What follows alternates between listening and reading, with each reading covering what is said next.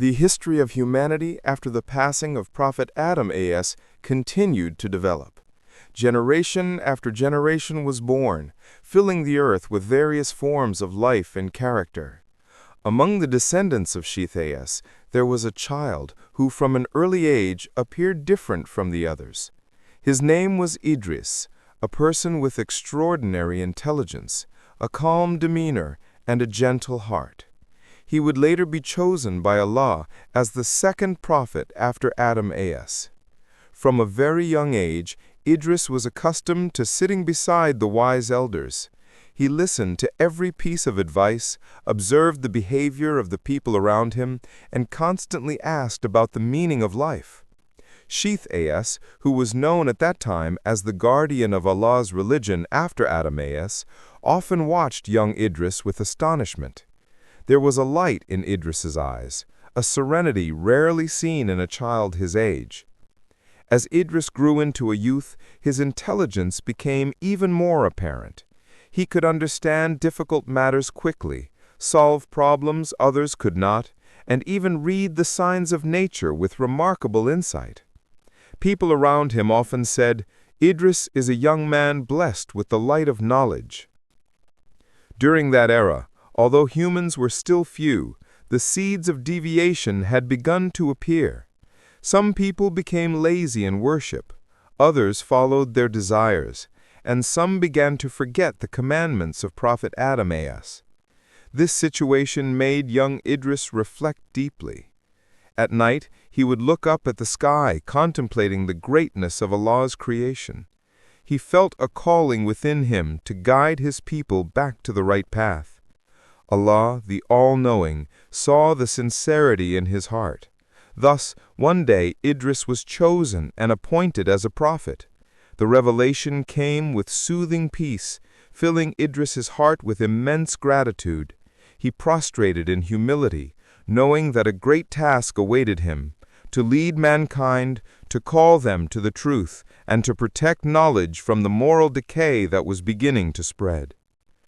After becoming a prophet, Idris as did not only preach, he also brought great advancement to human civilization. Allah granted him special knowledge, making him the first human able to write. Through writing, the teachings of Allah could be recorded, no longer passed down solely by word of mouth. The people of Idris began to learn to read and write, something that had never existed before. Moreover, Idris was known as the first person to sew clothing. Before him, humans only wore animal skins wrapped loosely around their bodies. Idris taught them how to process hides, weave fabric, and craft proper garments. He also taught the study of the stars, basic astronomy, and various sciences that became the foundation of a more advanced human society. However, although many followed his teachings, not all humans were willing to listen.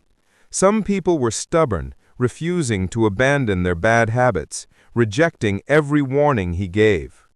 Whenever Idris witnessed such rejection, he felt sorrow, not because he wasn't respected, but because he feared they would fall deeper into sin. With great patience, Idris continued his mission. He visited homes, spoke gently to his people, reminded them of sin and reward, and called them to remember the teachings of prophets before him. His voice was soothing, yet firm whenever he needed to admonish. Thus began the journey of Prophet Idris as, a chosen man endowed with intelligence, patience, and the light of knowledge, sent to save mankind from the darkness of their own behavior. His life's mission had only just begun, and his teachings would become the foundation for the generations of humanity that followed. After Idris alayhi salam was officially appointed as a prophet, his journey of preaching did not go easily. His duty was to guide humanity back to the straight path.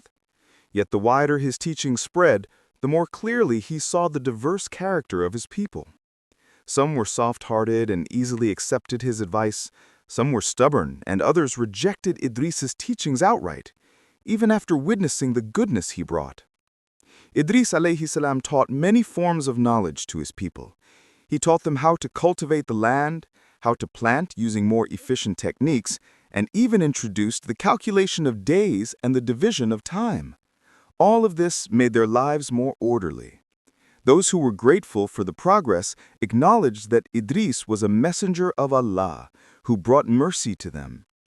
However, there was another group who felt that Idris's presence disturbed their worldly pleasures. They were the people who had drifted far from Allah's guidance.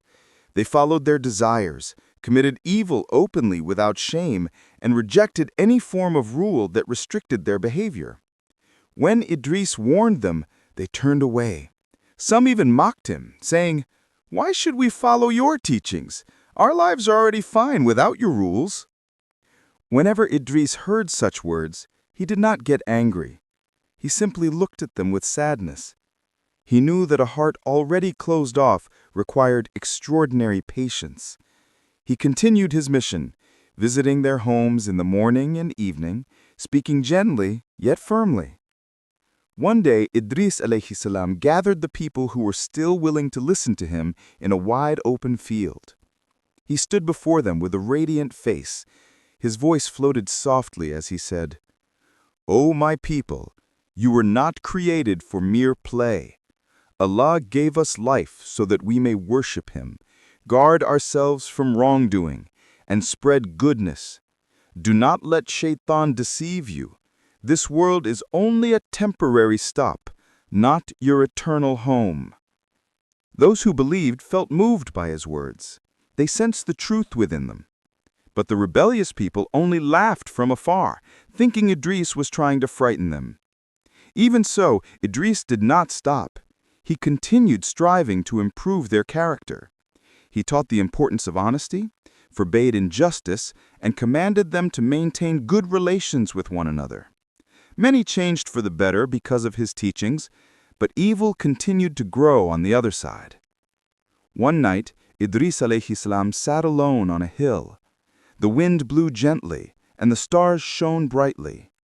Idris gazed at the sky and prayed, "O Allah, you know all things. You know my efforts and the sadness in my heart. Grant guidance to my people, or grant me strength to face their rejection." That prayer soothed his heart. Idris knew that his duty was only to deliver the message, while guidance belonged to Allah solely. A few days later, the condition of the rebellious people worsened. They began committing sins openly. They insulted Idris, mocked those who followed him, and even tried to persuade others to stop his mission. But the loyal followers of the Prophet Idris stood firm. They said, "We have felt peace after following his teachings. We will not return to darkness." Seeing their firmness strengthened Idris's spirit. He knew that trials were part of a prophet's mission. And although the storm of rejection grew stronger, he remained steadfast. His mission was not only about knowledge, but about patience and unwavering faith. As the days passed, the preaching of Prophet Idris alayhi salam spread even wider. His followers increased, especially among those with gentle hearts who were ready to accept the truth. But every goodness is always tested. The people who rejected the truth grew even more rebellious. They began to feel disturbed by Idris's growing influence. To them, his teaching seemed to take away the freedom and worldly pleasures they had been indulging in without shame. The leader of the rebellious group, a man named Jandar, began inciting the community. He stood in the middle of the crowd and shouted, "Idris only wants you to submit to him. He wants to rule over us. Do not let him take away our freedom." Those weak in faith started to be influenced, while those who had hated Idris from the beginning eagerly welcomed this provocation. In an instant, slander spread everywhere. Idris alayhi salam heard the news from one of his followers. When the report was delivered, Idris simply nodded softly, without showing worry. He said, "Slander is part of the test of preaching. Do not respond with evil. Remain patient, for Allah is with those who are patient." But the situation did not stop there. The rebellious people began causing disturbances whenever Idris preached. They disrupted his gatherings, shouted from afar, and tried to break the peace of the believers. Some even threatened to harm his followers. Seeing things getting worse, his followers urged Idris to take action. "O Prophet of Allah," they said, "these rebels are getting out of control. They not only reject your teachings, but they try to destroy us. What should we do?" Idris looked at them calmly. "Allah teaches us to repay evil with goodness. As long as they do not fight us physically, we must remain patient and avoid hostility. Allah will protect His servants who walk on the path of truth." That night, Idris climbed again to the hill where he often prayed in solitude. The wind blew gently, and the sky was filled with starlight. Idris prostrated for a long time, seeking guidance from Allah. In that silence, Allah strengthened his heart through divine inspiration, that this test was not meant to weaken him, but to elevate him as a prophet. Not long after, a great event occurred. Jandar and his followers planned to capture Idris while he was preaching. They believed that if Idris were imprisoned or harmed, his influence would disappear. That night they hid behind the trees, waiting for Idris to pass. But as Idris approached, the sky suddenly trembled softly. The clouds moved swiftly, the wind grew stronger, and a bright light descended from the heavens. The rebellious group was shocked and froze in fear. They witnessed something they could not explain: angels descending to surround Idris, illuminating his path with a gentle light that radiated immense power. Jandar and his men fell to the ground, their faces pale. They fled in panic, abandoning their wicked plan. From that night on, they no longer dared to approach Idris directly. Though not all of them repented, they began to acknowledge in their hearts that Idris could not be an ordinary man. When Idris returned to his people, his followers asked, "O Prophet of Allah, what happened?" Idris smiled gently. "Allah's help always comes at the right time. As long as we remain steadfast on His path, there is nothing to fear." That great trial only strengthened the faith of his followers. They had seen with their own eyes that Allah protected His prophet. But Idris's mission was not yet complete. Behind the trial that had passed, Allah was preparing an even greater and more wondrous event. The next chapter would mark a turning point in the journey of Prophet Idris, alayhi salam, who would later be known as one of the most extraordinary prophets. After the miraculous event that terrified the rebellious people, the name of Idris alayhi salam became even more respected among the believers. But for Idris himself, that event was not a reason to feel proud. He knew that everything came from Allah's power, not from his own. Instead, after the incident, he increased his worship, deepened his knowledge, and prayed for guidance so that he could lead his people better. Idris alayhi salam was known as a prophet who greatly loved knowledge. Every day he wrote down the wisdom that Allah inspired in him. He recorded laws, methods of worship, and various knowledge about the natural world. Many people learned from him, making Idris the center of knowledge in his era. From his hands came one of the earliest civilizations, more organized, cleaner, and closer to divine values. But Idris's journey did not end with worldly knowledge. Allah granted him intelligence and perseverance that made him extraordinary. Because of his devotion, Allah sent angels to accompany him, strengthen his heart, and deliver important revelations. The angels often came in a gentle light, speaking softly to Idris about the secrets of the universe, about reward, about the life of the soul, and about Allah's justice. One day, the angel Jibril came to Idris bringing news unlike any before. Idris was sitting in a simple house, surrounded by followers learning to write. When the soft light entered, everyone stood in fear. But Idris calmed them. "Do not be afraid. This is an angel coming with Allah's permission." Jibril said, "O Idris, Allah knows your dedication in worship and your desire to increase your knowledge. If you wish, I will take you to places no human has ever seen." Idris was astonished, but he replied with humility, "If that is Allah's will, then I am ready." So Jibril took Idris up through the layers of the heavens.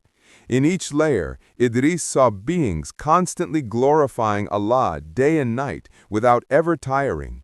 He saw guardian angels, angels who record deeds, and places beyond anything the people of earth could imagine. Idris felt a powerful closeness to the Creator. His heart was filled with awe and gratitude. The journey did not only offer magnificent sights, but also deep knowledge. Idris learned about the record of destiny, about how humans' deeds are weighed, and how Allah grants mercy to His servants.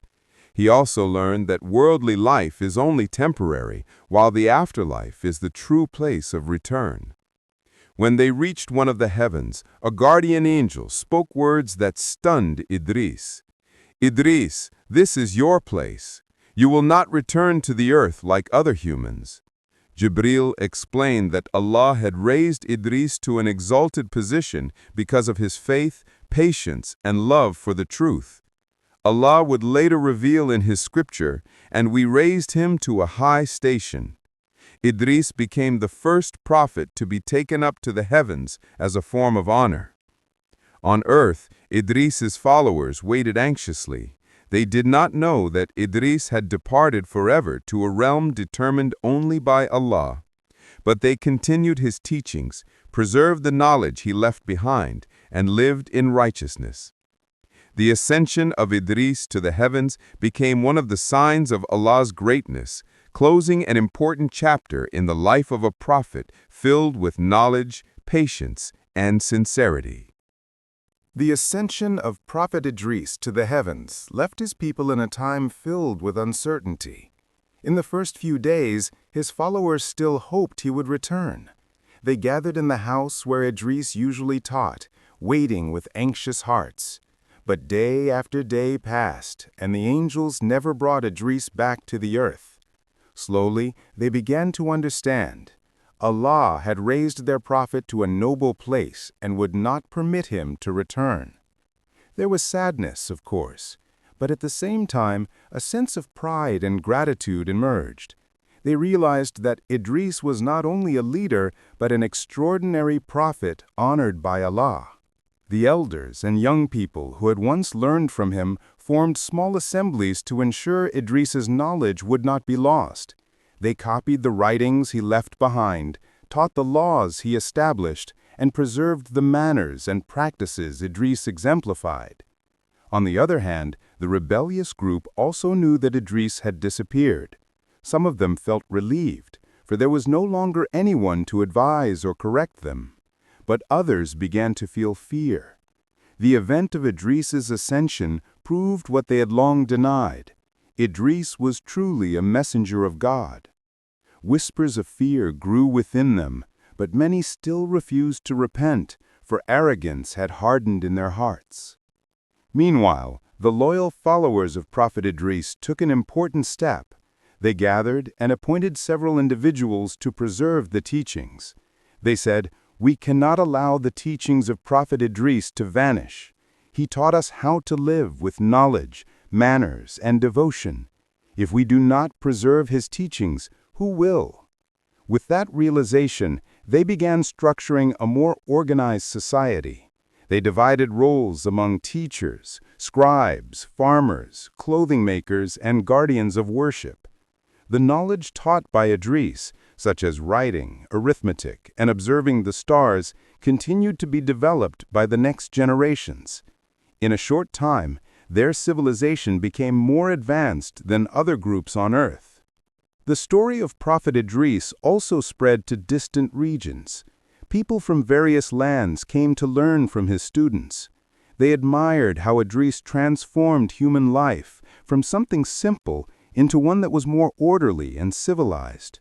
Many of them eventually joined the community, bringing Idris's teachings back to their own people. But the most important legacy of Idris was his spiritual heritage. He taught that knowledge is a light guiding humans toward Allah, that worship is not merely ritual, but a bridge between the human heart and its creator, and that patience is the greatest strength in facing rejection and trials. The followers of Idris often told the story of their prophet's ascension to the heavens to their children. Idris was raised by Allah because he never stopped being patient, never stopped seeking knowledge, and never stopped calling people to the truth. The children listened with shining eyes, growing up with pride for having such a noble prophet. Year after year passed, yet the name of Idris never faded. He became a symbol of honor, intelligence, and steadfast faith. His story remained a light that guided the steps of those who came after. And though his body was no longer on earth, his teachings lived on in every heart that sought the truth. Thus, the life of Prophet Idris did not end in death, but in ascension to the highest ranks, a form of divine honor for a faithful servant. And his legacy remained, teaching humanity that knowledge and devotion are the path to lofty ranks in the sight of God. Time continued to move forward, generation after generation passing like flowing water. Although Prophet Idris alayhi salam was no longer on earth, his teachings and example remained alive, like a spring that never ran dry. People from various tribes and lands continued to tell the story of the prophet who was raised to the heavens, not because of physical strength, not because of wealth, but because of knowledge, worship, and sincerity of heart. Among the finest students of Idris was a man named Ma'il, a writer who diligently recorded every piece of counsel and knowledge that Idris had taught. After Idris's departure, Ma'il gathered the community and said, "O my people, Prophet Idris has fulfilled his duty. Now it is our turn to safeguard what he has taught. Do not let this knowledge fade. Do not let this guidance be forgotten." The people welcomed this call with full awareness. They rewrote Idris's teachings, carved some of them into stone so they would endure, and taught them again to their children every day. Meanwhile, the group that once rebelled began to fall apart. Some of them felt an emptiness after no longer seeing the firm yet gentle figure of Idris. They remembered how Idris never gave up reminding them, even when they mocked and insulted him. Some cried quietly, feeling the loss of something truly precious. But regret often comes too late. One of the leaders of the rebellious group, a man who once followed Jendar, felt deep remorse. He sat alone beneath a large tree, remembering how Idris had gently admonished him, never retaliating against his harm, and even praying for his goodness. Tears fell down his face as he whispered, "If only I could meet him one more time." But he knew Idris would not return.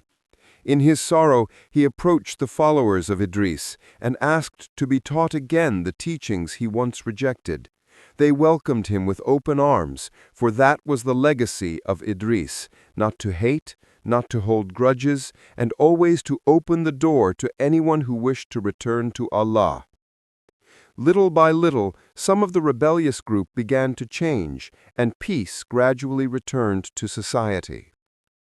During that era, there also emerged a young man named Hanul, who was greatly enthusiastic in studying all the knowledge Idris had left behind. He mastered writing, arithmetic, early astronomy, and the noble character Idris taught. He often told the younger students, "Idris taught that knowledge is a ladder to the heavens, not the physical sky above, but the sky of honor and noble rank in the sight of Allah." Hanul continued the mission of Idris with great passion. He traveled through villages carrying the written teachings of Idris, inviting people to understand the importance of honesty, hard work, and piety. The people received him warmly, and Idris's teachings spread to wider lands. Within several decades, the knowledge of Idris became the foundation of a more advanced, more civilized, and more devout society. During this journey of preaching, the elders often held gatherings to recall the stories of Idris. They would say, "Our prophet was raised high because of his patience. If we wish to follow his path, we must never be lazy in learning, never be arrogant in knowledge, and never grow weary in worship." Children who heard these stories grew up with admiration and a desire to imitate the character of Prophet Idris. Even hundreds of years after his departure, the name of Idris lived on. He became a symbol of perfect character, a role model for writers, and an example for those who loved knowledge. Although his physical form no longer touched the earth, his footsteps grew even more visible. His wisdom became a light guiding humanity from generation to generation. And thus the story of Prophet Idris alayhi salam did not end with his ascension to the heavens. Instead, it truly began with the legacy of faith and knowledge that continued to illumine human life throughout the ages. His footprints remain eternal. His light never fades. Generations continued to rise and fall, but the influence of Prophet Idris, as the prophets are called in the Quran, only grew stronger with time. The people who lived centuries after him often felt as though Idris was still among them, guiding, teaching, and reminding them through the legacy he left behind. His words, preserved through Mayil and the early scholars, were not merely instructions. They were the heartbeat of a growing civilization. Every household kept at least one set of Idris's teachings, and it became a tradition for parents to read his words to their children before they slept. These readings became a source of comfort, a reminder that righteousness and knowledge were the strongest pillars a society could stand upon. As time went on, students of Idris's teachings began to gather in larger communities, forming a network of scholars who devoted their lives to studying and expanding upon what Idris had taught. They built simple structures made of stone and clay, early forms of schools and libraries dedicated solely to the preservation of knowledge. Even though they lived in a world still in its early stages, their commitment to literacy and learning set them apart from other tribes and communities across the land. Travelers who passed through their villages would often marvel at their discipline and organization, wondering how such early people had achieved such advancement. But the villagers always answered with humility. This is the blessing of Idris, whom Allah raised to the heavens. Among the descendants of Hanul, Idris's devoted student, emerged new teachers who possessed the same passion for wisdom. They expanded their studies from counting stars to studying the movement of seasons, the growth cycles of crops, and the construction of sturdy homes. Knowledge, once scattered and fragile, began to take form and flourish. Under the guidance of Idris's teachings, society became more stable and harmonious. Disputes were settled with justice, daily life was lived with honesty, and worship grew in sincerity. The people often said that Idris had left behind not only a system of knowledge, but a way of life that could not be destroyed even by the passing of centuries. However, as with every era, challenges eventually arose. New generations, born far removed from the time of Idris, began to ask questions. Some believed wholeheartedly in the stories of Idris's ascension, but others doubted, claiming they needed proof. How can a man be raised to the heavens, they asked? How can someone live beyond the realm of this world? Their doubts did not come from rebellion as before, but from curiosity and limited understanding. The elders responded with patience, just as Idris had taught. They gathered the youth and reminded them, "Faith is not built upon what your eyes see, but upon what your heart believes." Idris was raised by Allah, the one capable of all things. Slowly, the doubts softened, and the youth began to embrace the wisdom of their ancestors. Despite these challenges, the teachings of Idris continued to unite the people. Whether in their fields, marketplaces, or places of worship, they carried his lessons within their hearts. They believed that Idris watched them from the heavens, not as a ruler, but as a reminder of what humans could achieve when they embraced knowledge and lived with sincerity. And so, the legacy of As centuries unfolded, the influence of Idris continued to ripple across distant lands, reaching tribes that had never even heard his name before. Travelers who visited the descendants of Idris's followers often returned home carrying stories of a wise prophet who had been lifted to the heavens. These stories sparked curiosity and admiration, prompting many distant communities to seek out the teachings of Idris for themselves. In this way, his wisdom spread not through conquest or force, but through the quiet power of inspiration. People embraced his teachings because they saw the transformation it had brought to those who followed him.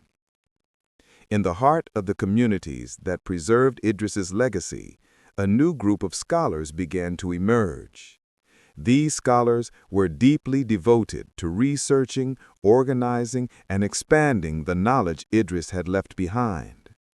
They collected writings from Ma'il and Hanul, carefully categorizing them into sections of morality, astronomy, agriculture, craftsmanship, and spiritual behavior. Their work laid the foundation for one of the earliest written systems of knowledge. These scholars believed wholeheartedly that knowledge was a trust, a sacred amana, and they treated their work with reverence. Every new discovery, every new observation of the stars or cycles of nature was added to the growing legacy of Idris. One of the scholars, a humble yet brilliant man named Sarif, became known for his ability to explain complex ideas in simple ways. He traveled with a group of young students from village to village, teaching the people that knowledge was not reserved for the elite. Every mind, he would say, is a vessel created by Allah to hold truth. No one is too young, too old, too poor, or too simple to learn. Sarif's teachings revived the spirit of Idris among the people. Children began learning to write at earlier ages. Farmers began recording their harvest cycles, and craftsmen created new tools after studying the works left behind from Idris's era. While the world continued to advance, new challenges emerged as well. Some people, fascinated by the progress they had achieved, began to feel a sense of pride that grew dangerously close to arrogance. They credited their achievements solely to human effort and forgot that their knowledge originated from a prophet of Allah. The elders noticed this shift and worried that the remembrance of Idris might slowly fade. In response, they organized an annual gathering called the Night of Ascension, where the story of Idris's life and his journey to the heavens was retold with great care. People would sit under the stars, listening to the tale as though Idris had ascended just the day before. The ceremony rekindled humility, reminding everyone that knowledge without gratitude leads only to spiritual emptiness. Generations later, even as new inventions and discoveries emerged, the followers of Idris always... As the influence of Idris continued to weave itself through the centuries, a deeper transformation began to take root within the communities inspired by his teachings. People no longer viewed knowledge merely as a tool for survival or progress. Instead, they embraced it as a form of worship. Learning became a sacred act, a way to honor the gifts Idris had left behind. Parents no longer measured their children's worth by physical strength or wealth, but by curiosity, kindness, and discipline.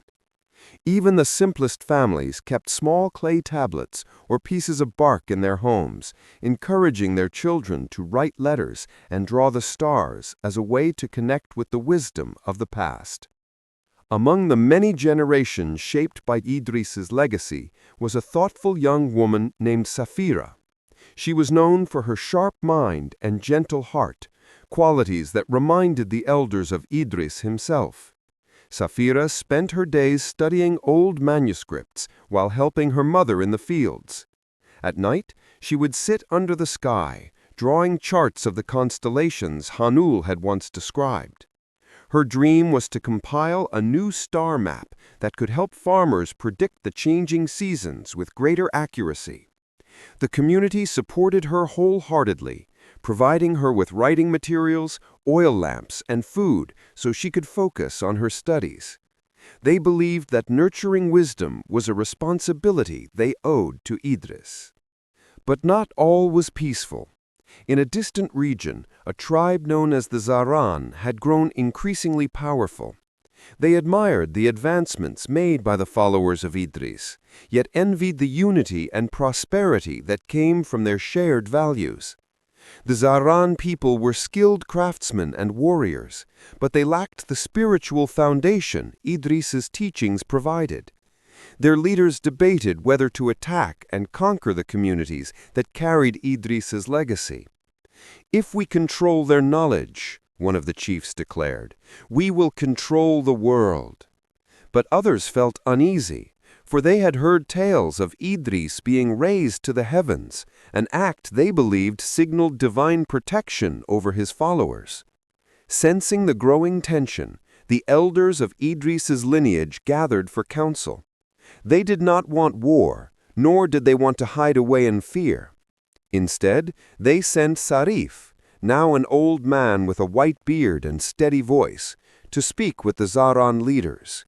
Sarif traveled with patience, bringing scrolls of Idris's teachings as gifts.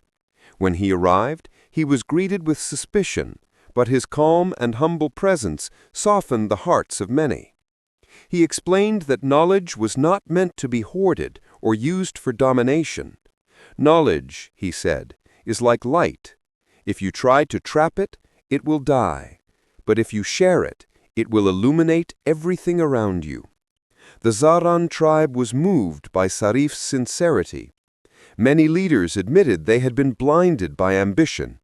They asked Sarif to teach them, not as conquerors, but as students. And so, for the first time, the wisdom of Idris began to blend with distant cultures, creating new bonds of peace. Safira's star maps were shared, helping farmers across the region. Scholars from different tribes sat together, exchanging ideas and learning from one another. The influence of Idris expanded, not by force, but by harmony, fulfilling the true purpose of his mission. Through every challenge, every generation, the message remained the same. Knowledge rooted in humility would always guide humanity toward light. Thus the legacy of Idris continued to shine, an eternal flame passed from hand to hand, heart to heart. The silence that followed felt heavier than the ocean wind that pressed against the cliffs. Arden stood there, unable to decide whether he had just made a promise or stepped into a danger he didn't fully understand. Elaine's eyes remained locked on his, unwavering, an ocean of determination and fear mixed into one. She had trusted him more quickly than he deserved, and that trust carried a weight he wasn't sure he could lift. Still, something in her voice, quiet but iron-spined, made him feel as if turning away now would be the real betrayal. So he inhaled, deeply, grounding himself as he finally took a step closer. "Then we face it together," he said, the words leaving his mouth before uncertainty could catch them. Elaine's expression softened not with relief, but with the acceptance of someone who had prepared too long to go through this alone. They walked back toward the remnants of the abandoned watchtower, where their campfire flickered weakly against the incoming night. The shadows were longer there, colder. Arden could feel the tension gathering, as though the very walls remembered the threat Elaine had spoken of. She sat on one of the fallen stones and began unrolling a faded map, marked with symbols he didn't recognize. They looked ancient, some carved in circular strokes, others in jagged lines that almost seemed to vibrate with meaning. "These are the paths," she explained, tapping the parchment. "The creature doesn't hunt like anything you've read in stories. It senses fear, movement, warmth, and regret most of all. People say it follows those who carry guilt too heavy for the heart." Arden swallowed hard. That was a dangerous sentence for a man like him. But Elaine didn't look up. Her fingers traced the lines slowly, almost reverently, as if the map might crumble under too much pressure. "It took the patrol 3 months ago. No bodies, no tracks, just an echo that didn't sound like any human voice." Her voice faltered at the memory, but she forced herself on. "If we can reach the old caverns before midnight, we might be able to cut it off from crossing into the highlands. Once it's there, it will be impossible to contain." Arden studied her face, the exhaustion, the hardened will, the faint tremble in her jaw. She had carried this burden alone far too long. "Then we stop it before that," he said firmly. As they packed their supplies, the wind shifted suddenly, pushing a cold breath through the broken tower. Elaine froze. Arden felt it too, a prickling at the back of the neck, a weight in the air that hadn't been there moments ago. It wasn't just cold. It was watching. A low hum began to rise, distant yet unmistakable, like a voice forgotten by time itself. Elaine's eyes widened. "It's early. It shouldn't be this close." Arden reached for the torch, lighting it with shaking hands. The flame wavered as though struggling against an unseen force. The hum grew louder, resonating through the stones beneath their feet. And then, from beyond the ruins, the darkness seemed to ripple, as if something was moving within it, slowly, deliberately, coming toward them with the certainty of fate. The darkness around them thickened, as if the night itself had grown sentient, folding inward with purpose.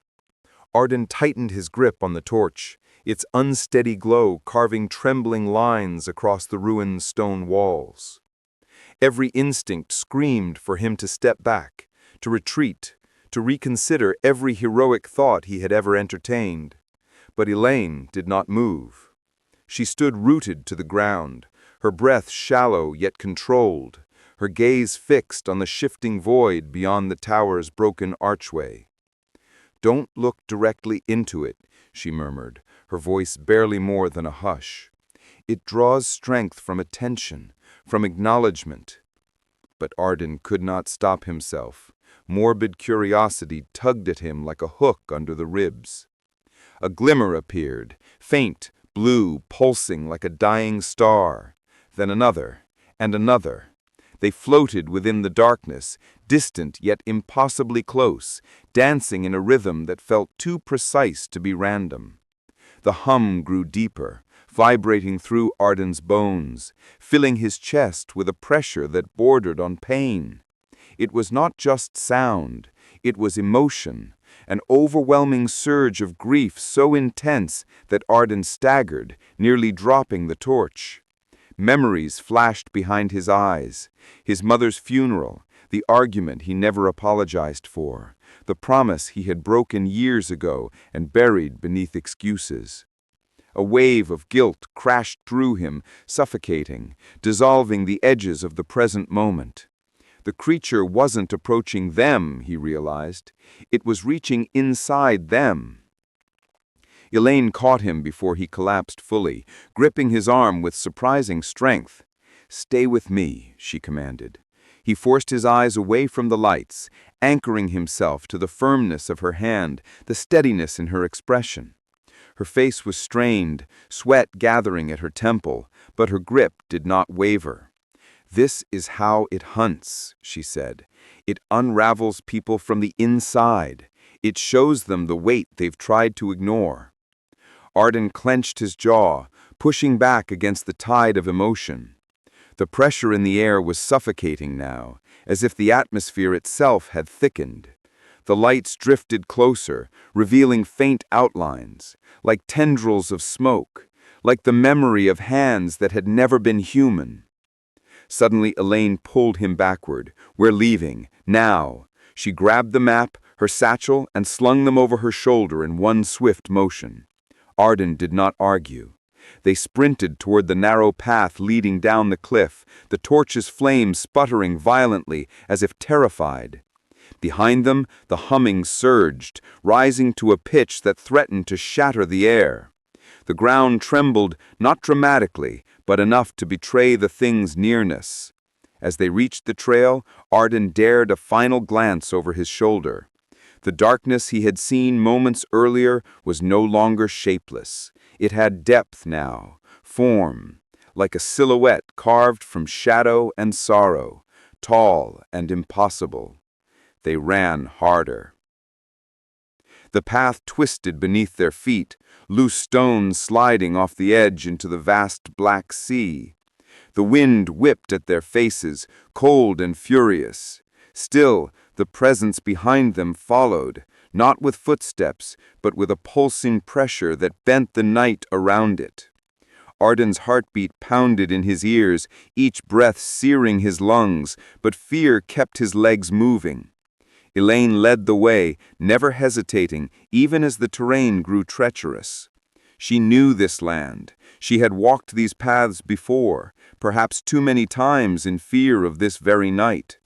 When they finally reached the lower ridge, the humming faded slightly, not gone, but distant enough for them to catch their breaths. Elaine rested her hand on her knee, inhaling. The wind howled across the ridge as Arden and Elaine forced themselves onward. Though every muscle begged for rest, every instinct told them to find shelter, to hide, to vanish. But they both knew hiding would only buy them moments, not safety.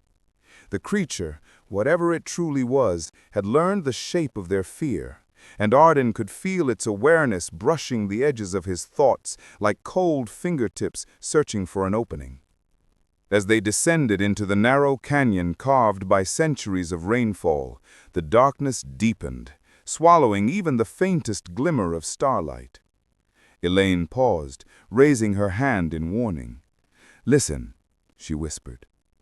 At first, Arden heard nothing but the pounding in his ears, the rasping of his breath. Then it came, a sound so faint and distant he thought he imagined it.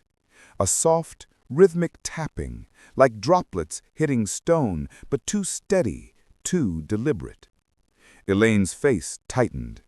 "It's marking the walls," she said, "claiming territory." The realization sent a shiver down Arden's spine. The canyon walls rose sharply on both sides, turning the path into a narrow throat where echoes lingered unnaturally long. If the creature entered behind them, there would be no escape, not without facing it. They pressed forward, the air growing colder, the tapping growing louder, until it became unmistakable.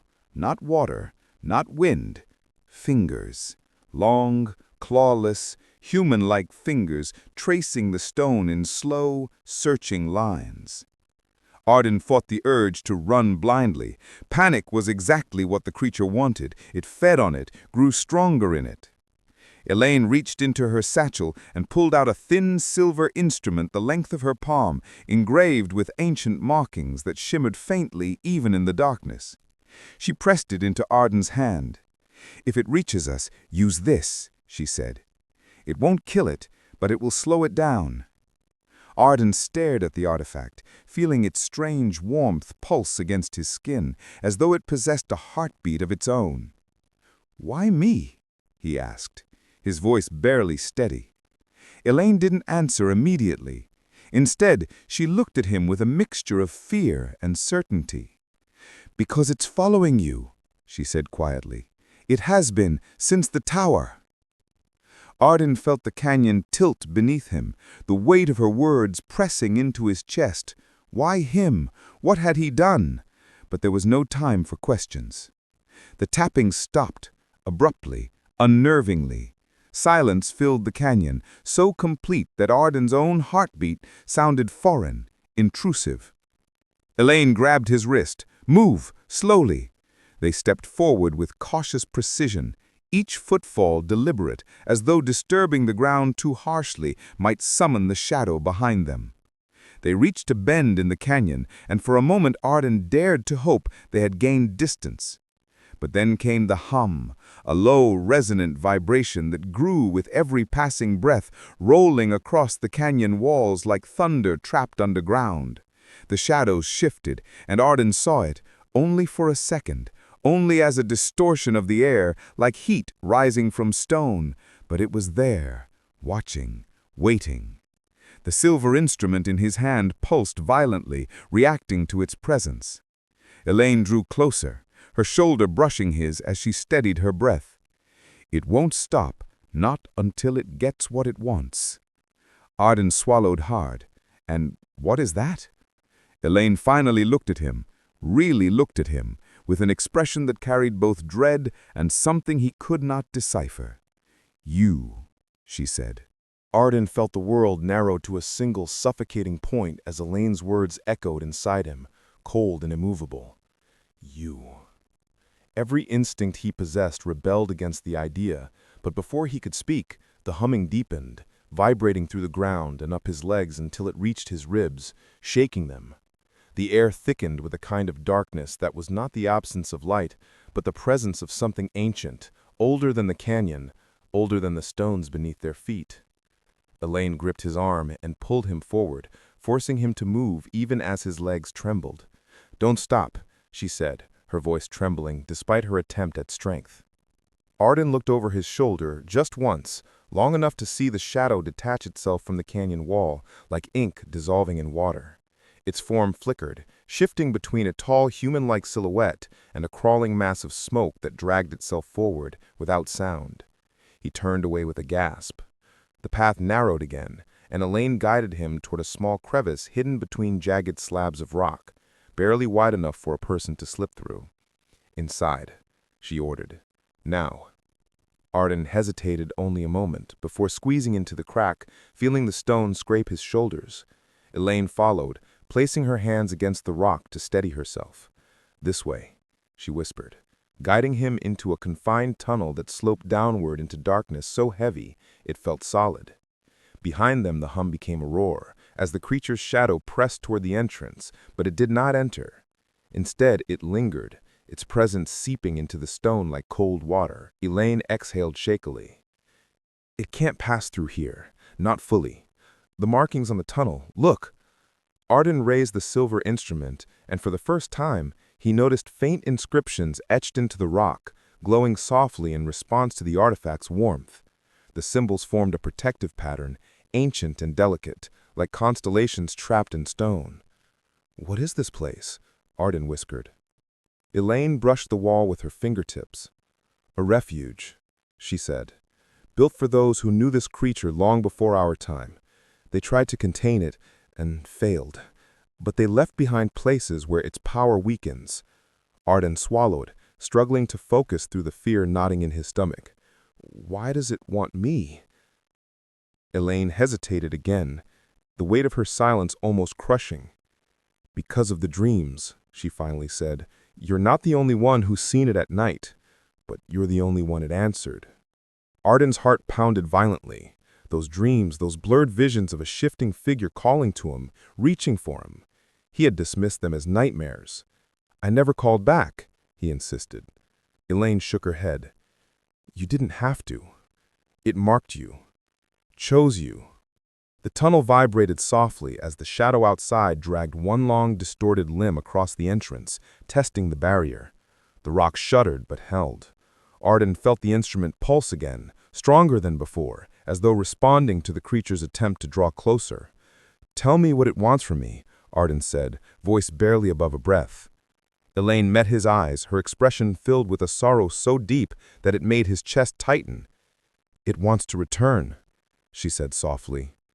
"And it believes you're the key, the one who can free it from the boundary it's been trapped behind for centuries." A cold dread spread through Arden's body as the truth settled in. He wasn't being hunted. He was being summoned.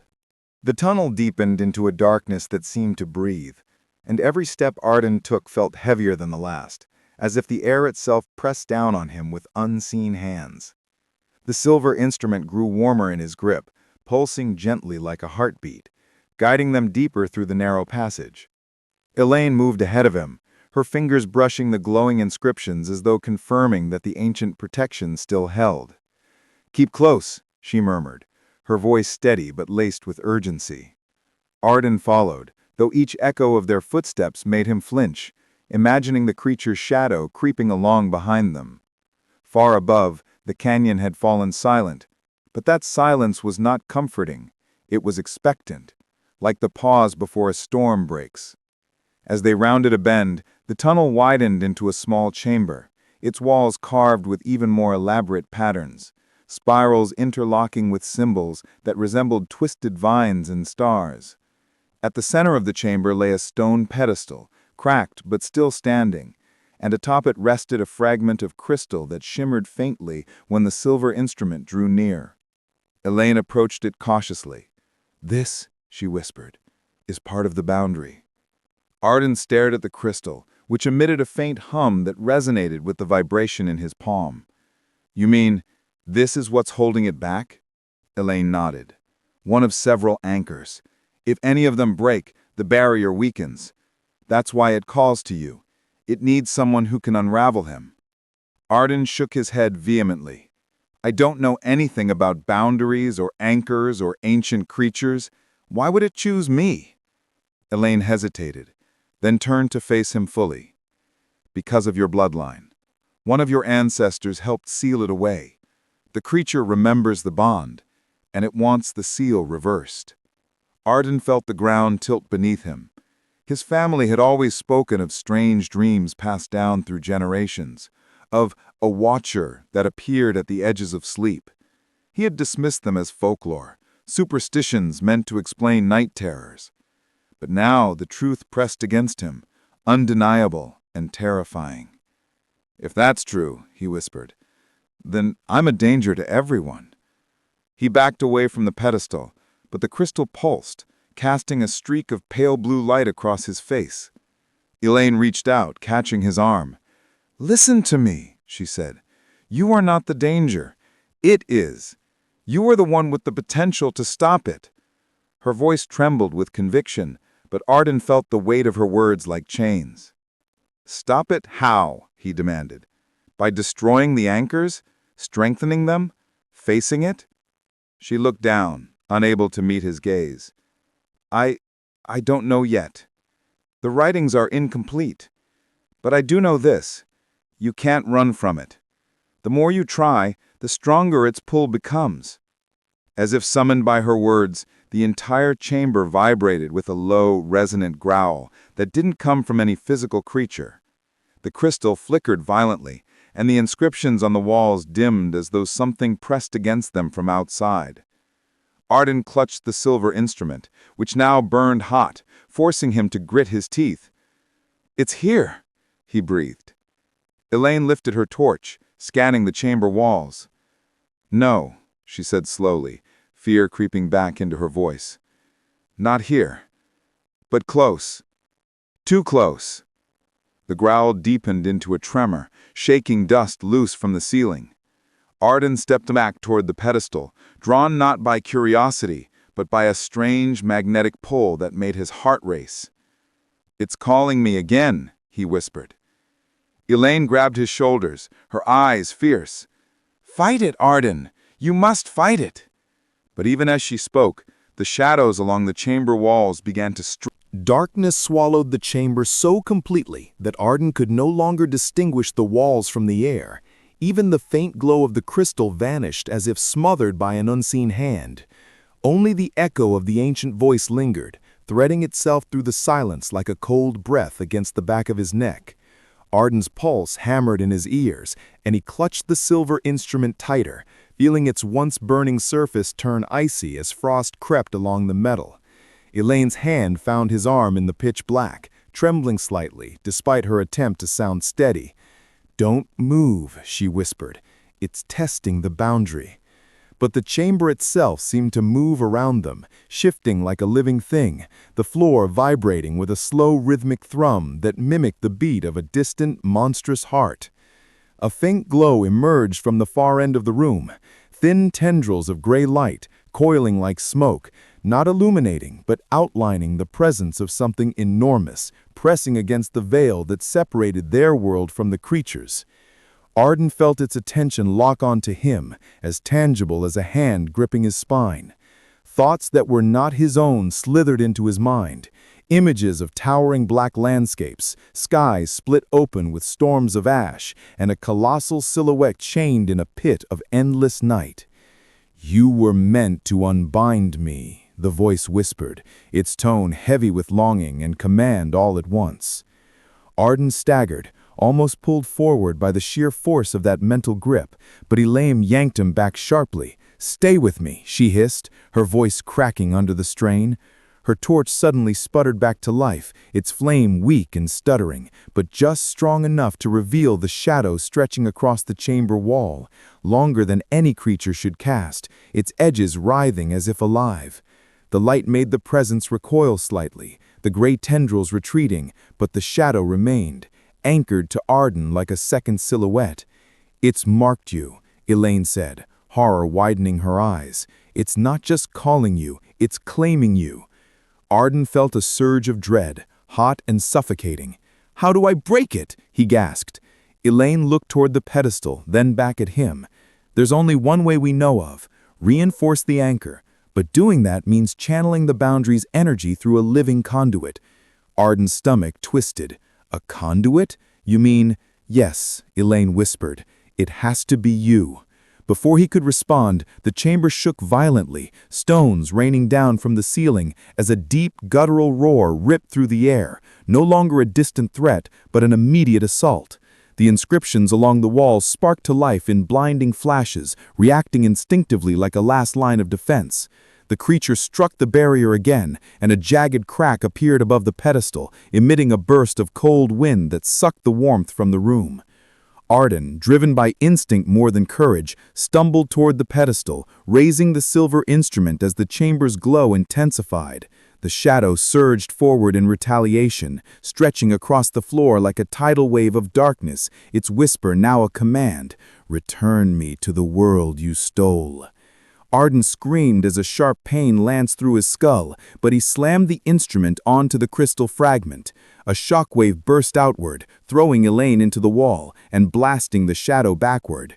The crystal flared with a brilliant, blinding blue light, flooding the chamber until the shadow writhed in agony and dissolved into smoke.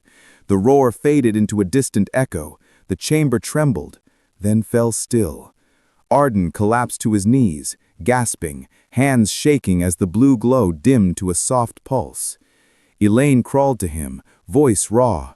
"You bought us time," she whispered, "but it's not over. That was only one anchor." As the influence of Idris continued to weave itself through the centuries, a deeper transformation began to take root within the communities inspired by his teachings. People no longer viewed knowledge merely as a tool for survival or progress. Instead, they embraced it as a form of worship. Learning became a sacred act, a way to honor the gifts Idris had left behind. Parents no longer measured their children's worth by physical strength or wealth, but by curiosity, kindness, and discipline. Even the simplest families kept small clay tablets or pieces of bark in their homes, encouraging their children to write letters and draw the stars as a way to connect with the wisdom of the past. Among the many generations shaped by Idris's legacy was a thoughtful young woman named Safira. She was known for her sharp mind and gentle heart, qualities that reminded the elders of Idris himself. Safira spent her days studying old manuscripts while helping her mother in the fields. At night, she would sit under the sky, drawing charts of the constellations Hanul had once described. Her dream was to compile a new star map that could help farmers predict the changing seasons with greater accuracy. The community supported her wholeheartedly, providing her with writing materials, oil lamps, and food so she could focus on her studies. They believed that nurturing wisdom was a responsibility they owed to Idris. But not all was peaceful. In a distant region, a tribe known as the Zaran had grown increasingly powerful. They admired the advancements made by the followers of Idris, yet envied the unity and prosperity that came from their shared values. The Zahran people were skilled craftsmen and warriors, but they lacked the spiritual foundation Idris's teachings provided. Their leaders debated whether to attack and conquer the communities that carried Idris's legacy. "If we control their knowledge," one of the chiefs declared, "we will control the world." But others felt uneasy, for they had heard tales of Idris being raised to the heavens, an act they believed signaled divine protection over his followers. Sensing the growing tension, the elders of Idris's lineage gathered for counsel. They did not want war, nor did they want to hide away in fear. Instead, they sent Sarif, now an old man with a white beard and steady voice, to speak with the Zahran leaders. Sarif traveled with patience, bringing scrolls of Idris's teachings as gifts. When he arrived, he was greeted with suspicion, but his calm and humble presence softened the hearts of many. He explained that knowledge was not meant to be hoarded or used for domination. "Knowledge," he said, "is like light. If you try to trap it, it will die. But if you share it, it will illuminate everything around you." The Zahran tribe was moved by Sarif's sincerity. Many leaders admitted they had been blinded by ambition. They asked Sarif to teach them, not as conquerors, but as students. And so, for the first time, the wisdom of Idris began to blend with distant cultures, creating new bonds of peace. Saphira's star maps were shared, helping farmers across the region. Scholars from different tribes sat together, exchanging ideas and learning from one another. The influence of Idris expanded, not by force, but by harmony, fulfilling the true purpose of his mission. Through every challenge, every generation, the message remained the same. Knowledge rooted in humility would always guide humanity toward light. Thus the legacy of Idris continued to shine, an eternal flame passed from hand to hand, heart to heart.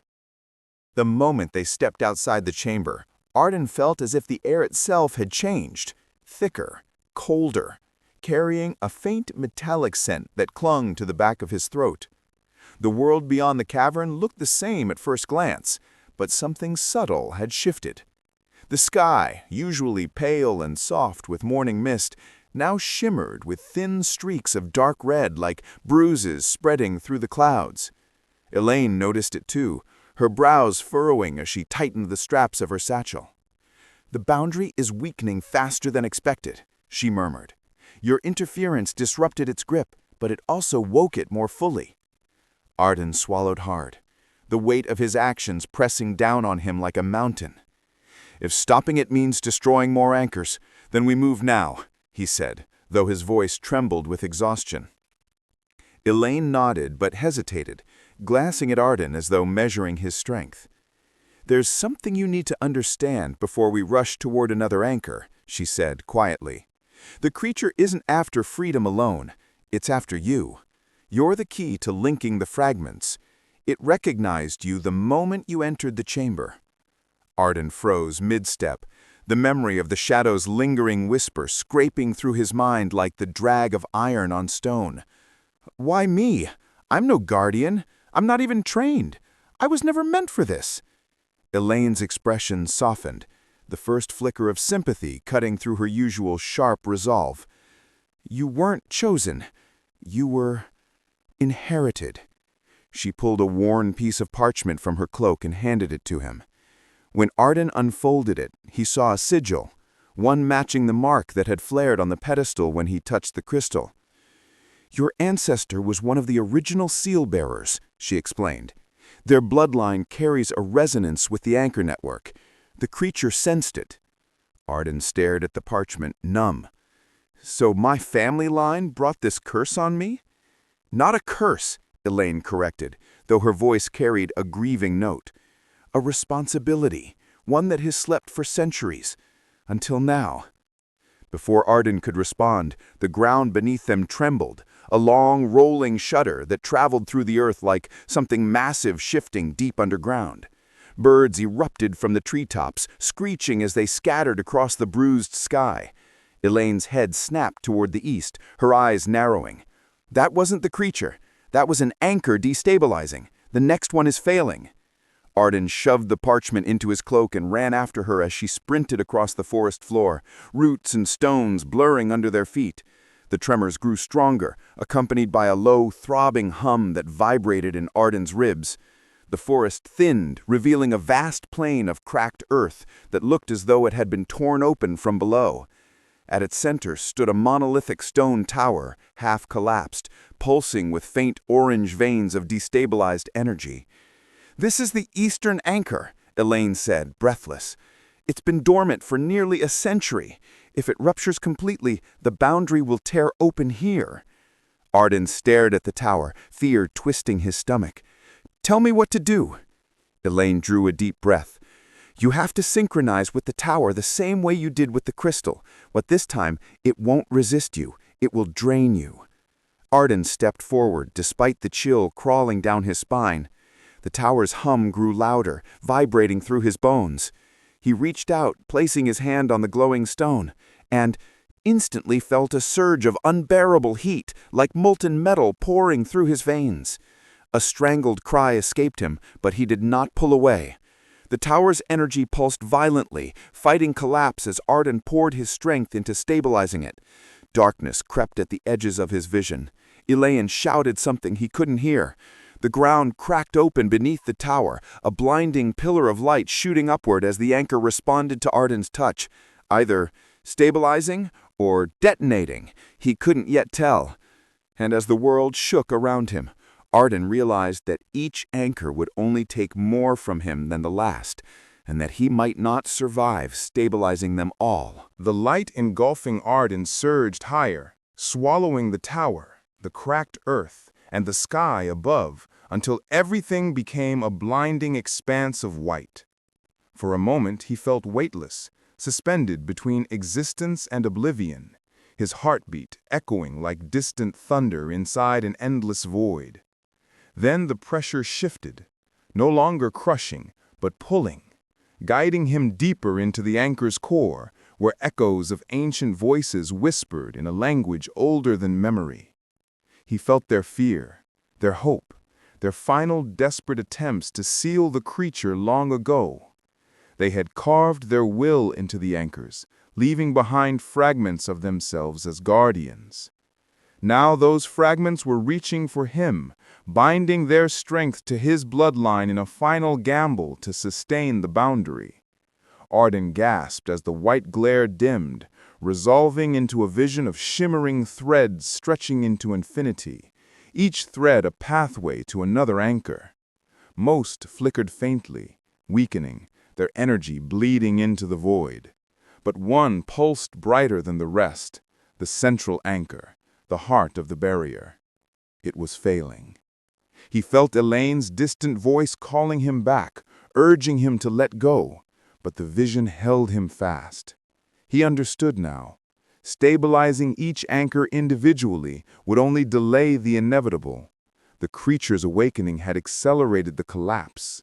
There was only one choice left: restore the central anchor completely, even if it cost him everything. With that realization, the vision shattered, and Arden found himself collapsing to the ground, gasping for breath, the tower behind him shuddering but stabilizing. Elaine caught him, her face pale with horror. "Arden, stop! You can't keep doing this! It's killing you!" He forced a smile, despite the pain burning through every nerve. "It doesn't matter. If I don't finish this, no one survives." Elaine clenched her fists, torn between duty and fear, but she didn't argue. Instead, she helped him to his feet and guided him toward the horizon, where the central anchor's distant spire pierced the sky like a spear of fading light. Their journey was a blur of exhaustion, tremors that split the earth, and pulses of darkness crawling across the world like living smoke. By the time they reached the central anchor, a colossal monolith suspended above a churning vortex of fractured reality, Arden could hardly stand. Yet, the moment his hand touched the stone, a calm washed over him, quiet and absolute. The anchor responded not with violence, but with recognition, as if it had been waiting for him. Energy poured out, enveloping him in spiraling waves of gold and silver. He felt his own essence unraveling, threads drifting into the anchor like embers carried by wind. Elaine screamed his name, but her voice faded behind the rising hum of power. Arden understood the truth. The boundary required a living core, a new seal-bearer to merge with the anchor. And he accepted it. With a final breath, he whispered, "Keep them safe." Light surged outward in a magnificent burst that washed across the world, sealing every fracture, silencing every tremor, and pushing the creature back into eternal imprisonment. When the radiance finally faded, the monolith stood restored, glowing softly, but Arden was gone. Elaine fell to her knees, tears carving tracks down her dirt-streaked cheeks.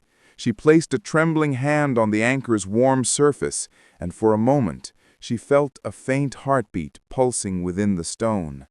"Thank you," she whispered. The world slowly healed in the days that followed. Forests regrew, skies cleared, and the fractured earth stitched itself whole again. People spoke in awe of the unseen miracle that saved them, never knowing the name of the one who gave his life to restore their world. Only Elaine carried the truth, guarding it as her final promise. And though Arden's body had vanished, his presence lingered, woven into the anchor, into the wind that swept across the plains, into the quiet hum that protected the world. A silent guardian, a forgotten hero. And thus his story ended, not in glory or celebration, but in a sacrifice so profound that eternity itself bowed to acknowledge it.